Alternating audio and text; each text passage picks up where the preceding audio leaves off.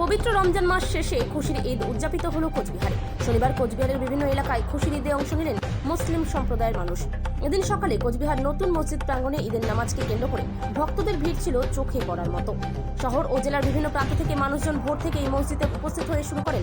নতুন পোশাকে সজ্জিত ছোট থেকে বড় সকলেই এই বিশেষ দিনের আনন্দ ভাগ করে নিতে একত্রিত হন। ঈদের নামাজে উপস্থিত ছিলেন ইমাম সাহেবের পাশাপাশি কোচবিহার জেলা পরিষদের সহ সভাপতি আব্দুল জলিল আহমেদ, ২০ নম্বর ওয়ার্ডের কাউন্সিলর মোস্তাক আহমেদ সহ এলাকার অন্যান্য বিশিষ্ট ব্যক্তিরা। নামাজ শেষে সকলেই একে অপরের সঙ্গে কোলাকুলি করে ঈদের শুভেচ্ছা বিনিময় করেন, যা সাম্প্রদায়িক সম্প্রীতির এক উজ্জ্বল নিদর্শন হয়ে ওঠে। এই পবিত্র দিনে ইমাম সাহেব দেশ ও বিশ্বের শান্তি, সমৃদ্ধি ও সকল মানুষের মঙ্গল কামনায় বিশেষ দোয়া করেন। উপস্থিত মানুষেরাও একই প্রার্থনায় সামিল হন।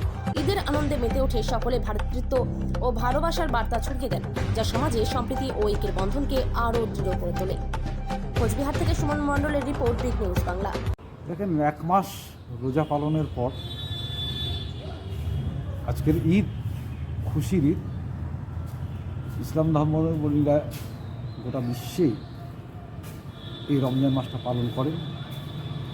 আমি গোটা বিশ্বের সাথে সাথে আমাদের ভারতবাসী তথা দিনাটার প্রত্যেকটা মানুষকে, সর্বধর্ম লোকেদের আমি শুভেচ্ছা জানাই, ঈদের দ্বিতীয় শুভেচ্ছা।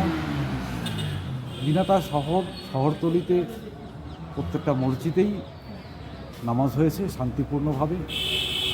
এই শান্তিপূর্ণ নামাজ এবং শান্তিপূর্ণ মিলন, এটা যেন আমরা সবাই বজায় রাখতে পারি, ভ্রাতৃত্বের বোধ রাখতে পারি, আমরা যেন সকলে একসাথে চলতে পারি, এই বলে আমার এই কামনা, এই বাসনা আমার যেন সঠিকভাবে চলতে পারি, আমরা সবাইকে নিয়ে চলতে পারি।